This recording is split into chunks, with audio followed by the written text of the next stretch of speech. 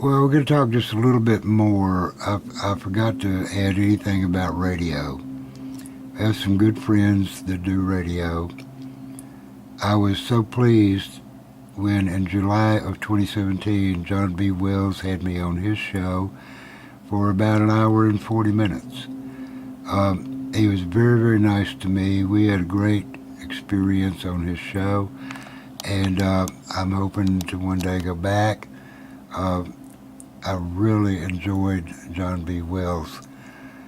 Let's scroll up a little bit. I'm on the radio page at my website. You can go there and you can play that 3-minute introduction there. This is a ad for a show where Dan Happel had me on his show. Uh, and I think that's over a year ago now. I'm not really sure. But are we really free or is it an illusion? Elias in the Mental Militia with Dan Happel on his Connecting the Dots radio show. Dan is just really a busy activist. He used to be a county commissioner in Madison County, Montana. Like I said earlier, he's the guy that introduced me to James Yeager, who introduced me to Edwin Vieira, and Dan also introduced me to G. Edward Griffin, all of whom are wonderful people to work with, and I have introduced him to some other people. So my life has been really fun, getting to meet very reputable, highly intelligent, wonderful people. So now let's talk about, let's go back over to, where can we find home? And let's go to our front page. And I'm going to talk just a moment about Ernie. I have posted some videos of Ernie's court experience of, let's see, that was March 22nd, 2018, in Eureka, Montana Municipal Court. Ernie had been looking forward to that trial for quite some time. And he had prepared, and he'd come by my place and we'd sit and go over what he thought he wanted to do with his experience with a jury trial, a trial by jury in this court, and it was on a charge of driving on a suspended driver's license. So Ernie was looking forward to it. Ernie made a lot of plans, and he in fact created a flagpole which was taller than the flagpole that the court keeps in their courtroom, and he wanted his standard to be flying taller than the court's flag or standard. Now, I have 3 different videos of Ernie standing outside the door of that very courtroom in previous months. In fact, it goes back over a year. Various appearances that he's made there to talk to the judge, but Ernie would never go through that door because in that courtroom, in that little municipal court, there is not a barrister. There is not a little, like a little picket fence to separate the jurisdictions between the public and the court. You have to go through their little gate and raise your hand to be sworn to get on a witness stand. You're inside their jurisdiction when you do that. Outside that little gate is where the audience or the spectators would sit. And at any rate, there is not a little fence like that in this courtroom. So Ernie says that the bar is right there at the door, and he would not go through the door. So he would talk to the judge through the door and conduct their business and then leave.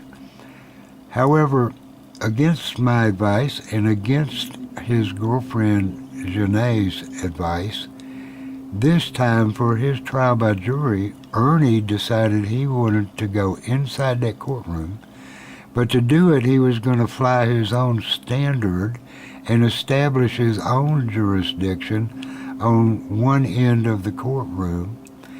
Now Ernie fully understood what he was doing.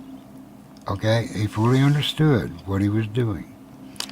But he wanted to create a situation in which two opposing forces were meeting on, quote-unquote, the field of battle, under, say, so to speak, like a white flag of truce, where the two sides could converse and meet each other. To do that, Ernie felt confident that he needed his flag, that's your 1864 peace flag. He needed that flag on a taller pole than what the court's flag would be on. And he also had requested of the court that they let him bring that flag in. And he also requested of the court that they furnish him with a table with certain dimensions so he could hold a lot of his research books in case he needed to put his hand on a book to impress the jury that he could show them where he got his information. So the court gave Ernie everything he asked for. They allowed cameras in the courtroom. They allowed him to fly his banner on his end of that courtroom. And they gave him the table he requested. And they gave him a jury pool from which he would select, along with the prosecution, he would select a 6-person jury. Okay. Ernie was involved in selecting the jury when Ernie got off track. And he started teaching, and that's probably the best word for it. He started teaching the jury pool his philosophy of jurisdiction, his philosophy of law of the sea versus law of the land, and all these kind of things that had nothing to do with selecting the jury. When the prosecution objected to that and asked the court to get him back on track, Ernie objected to the objection and kept right on going. He continued to override the judge's request that he get back onto the procedural correct track and select the jury. Now, had Ernie done as the court requested, Ernie would have had what I call his moment in the sun. This court, little country court in nowhere, Montana, was willing to give this man a jury, give him his jurisdiction on his end of the courtroom, and allow him to make his case. They were willing to do that, and they gave the man everything he wanted. And Ernie's girlfriend will verify that with me. And Ernie, when and if we can get him out of jail, he will verify this too. And I want to say one thing for one particular pair of ears that might be listening to this. Ernie would never want me to lie or misrepresent anything. He would not want me to lie for him, ever. He is a very moral man. He does not hold with lying or deception. And what I have said about Ernie to this point is true, and Ernie will verify it once we can get him out of jail. Okay, so the whole thing rolls on, and Ernie finally just he overrode the judge so badly that she told him that if he didn't get under control, she was going to hold him in contempt. And Ernie informed her that she was already contempting the law. And he forgot himself completely. He just got carried away and proceeded to go onto her side of the jurisdiction and argue with her about jurisdiction. Finally, she had the officer come in and arrest him. First, she sent the jury out of the room so they wouldn't see it. Then the officer arrested Ernie, and Ernie, being a Gandhian-type peaceful resistance sort of guy, did not strike the officer, but he did resist the officer and objected all the way while the officer was trying to get him out of the courtroom. He wouldn't go through the door. He had a hand on the door, and he was holding himself back there. The officer finally got frustrated and threw Ernie with a roundhouse throw to the floor, back out onto the courtroom floor. And there was some scuffling where Ernie was trying to keep from getting hurt, but he was not striking the officer, and all of this is on film. Okay. Finally, they subdued Ernie. They got him handcuffed, and there was a little bit of excitement in the courtroom there. Later, the jury was called back into the courtroom. They did try the case without Ernie there, or without Ernie having any representation there, and Ernie was found guilty of, what do they call it, contempt of court. And the sentence on that has been declared already. It's 2 weeks or 15 days in jail for contempt of court charges. Okay, meanwhile, Ernie was taken out, put in a squad car, and was driven down to Libby, Montana, about 65 miles away. And he was booked in down there, and somebody who is a fairly excitable young man got a hold of some video footage of this and decided he was going to jump on Ernie's bandwagon, and he was going to create a wave of phone calls to the little courthouse here and chew people out for putting Ernie in jail. But this guy was extremely rude, very obnoxious, highly insulting. He called the judge a thug. He called the cops, I think, Blue ISIS. So I'd never heard that before, but Blue ISIS was this guy's term for cops. Now, this same guy, as he was watching the video footage of all of this activity, he noticed me saying thank you to the judge as I was leaving there. I had been videoing this whole thing. And he noticed me patting the prosecuting attorney on the shoulder and giving him a smile as I was leaving. So this guy figured I must be a government spy. And he came over to my YouTube channel, and he posted that on my YouTube channel under one of the videos from this event, that I was spying for the government. Then he doctored up the video footage he had a copy of and indicated in print, embedded onto the video, while I was in the focus of the camera that was shooting this, that I am a loyalist sympathizer. So, he also took a very bad view of the titles I put on these films that I shot that day. One of them being Ernie Struts, and I was talking about Ernie strutting in front of the jury pool, preaching to them instead of questioning them. And then Ernie steps in it. And that's exactly what, in my opinion, Ernie did. He stepped off in it, and it led to not good things. So the guy didn't like that, and he also didn't like the fact that I said Ernie lost control in the courtroom, with a title on one of the videos. So he has decided that I am spying for the government. I am on the side of the cops and all this. And I would like to say a couple of things to that particular sentiment for this gentleman's, just for his general knowledge. I have another video on my YouTube channel of the same courtroom prior to the start of the trial. Ernie and the prosecuting attorney, and I've got this on video, they're leaning up against the wall behind Ernie's table on Ernie's end of the courtroom, talking about the good old days 20 years ago.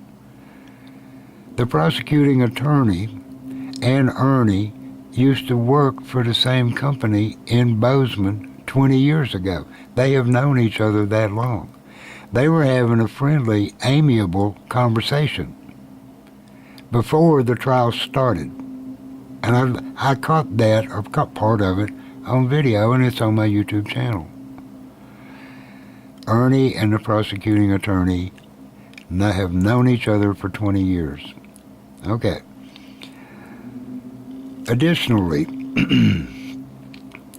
the judge in that courtroom had already seen my video footage of Ernie running that poor judge out of her courtroom in Three Forks, Montana, 4.5 years ago.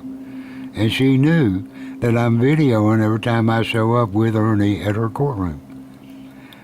And she still granted Ernie the right to have video cameras inside that courtroom. And that is why I said thank you to the judge as I was leaving. And Ernie's friendship with the prosecuting attorney is why I patted the attorney on the shoulder as I walked by him leaving the courtroom. I want that to be known. Now, the unsettling, hyperventilating, obnoxious phone caller that incited other people to also call the courthouse after this trial and besiege the poor women that work in there with rudeness and very insulting language. That guy created enough of a stir in little Eureka, Montana with his crazy antics.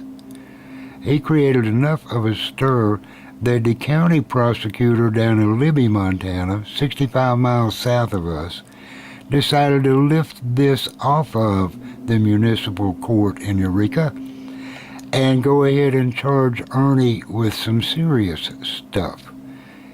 Never mind the 15 days for contempt of court, which was all Ernie would have had to do had Mr. Smartbritches not created a hellstorm on their phone system at the court. The prosecuting attorney decided to charge Ernie with assault on a police officer because of the scuffling on the floor when the cop threw Ernie to the floor. Now, we're not really concerned about that because the video footage shows clearly Ernie did not strike out at the police officer. He was in a defensive mode and a passive resistance mode, but there was no assault on the police officer. And so we're not really worried about that charge. But if that charge did happen to stick, it's a minimum 2-year sentence. It's 10 year to 2 years, 10 year maximum, 2 years minimum sentence. But because the guy kept calling the courthouse and upsetting our neighbors here in Eureka, and because the phone call brigade made the front page of the newspaper in Eureka, the prosecution has now decided in Libby, in the district court as a county prosecutor, she has decided that maybe Ernie needs mental, psychological observation in a nut ward somewhere. Now that has not been actuated, and that may not be actuated, but that is the risk, and I will tell you this. When the court system sends somebody for psychological observation into a psychological ward of one kind or another, it is highly possible, maybe not probable, but highly possible, and in some cases probable, that that victim will be forced to have injections or oral inception of drugs that are psychotropic, some of which we on the street out here call chemical lobotomies. They could mess with Ernie's brain chemically while under the guise of psychological observation. And that is why this whole little introduction of who I am, what I'm doing, my friendship with Ernie, setting some records straight, That's why this was all made. And I appreciate everybody, every viewer who has watched all the way through this thing. But hopefully this will fill in the missing questions. And hopefully the guy that has put Ernie into a much more dangerous position, potentially dangerous, I will say, but it's at least he is officially charged with assaulting a police officer. And if they railroad him, he could end up with 2 years or more in prison and a hefty fine. So the mental militia is a psychological operation, as I said right off the start of this film. Psyops, mind war, spiritual excellence, dignity, personal responsibility, respectability, that which is right, that which is true. All of those are factors in the mind war that we Americans all need to be busily working with in order to undo the massive programming and hypnosis that the collective consciousness of America has been subjected to over the past few decades. It's important that we own the content of our minds, away from the television programming, away from the headlines, away from the left-right stupid paradigm between Republicans and Democrats, away from all of the influences, the stresses, the pressures, the job career concerns, the raising the family, getting them through school, all of the stuff that we have to deal with as little people every day in America. All of that needs to be changed till we get back to where we're living decent, moral, upstanding, responsible lives as old-fashioned American valued families in a great land, in a great country, with a great constitution that our damned federal government needs to be put back into. Excuse me for cussing, but I'm an old Vietnam veteran. I am so tired of this government lying to us about everything. I am really tired of it. And I'm so old, I don't even think I need to shut up about it. It's like my dad told me one time. I was raising a little hell about the Vietnam War after I started waking up. He said, well, I guess we're not going to be allowed to forget about Vietnam till every one of you veterans is dead and gone. And I said, Pop, you're damn right. That war killed 58,000 Americans for Wall Street. It was a sin. It was an international war crime. It ran for 10 years as a uniform war, for 9 years as a CIA clandestine war before Johnson sent the troops in. 19 years we tormented an innocent little backward culture paradise country in Southeast Asia for the military-industrial complex. And we were lied about it, and once we found out about the lie of it all, and I got out of the Marine Corps, came home from the war, got an honorable discharge and a clean record book, I went into the underground and started opposing the war.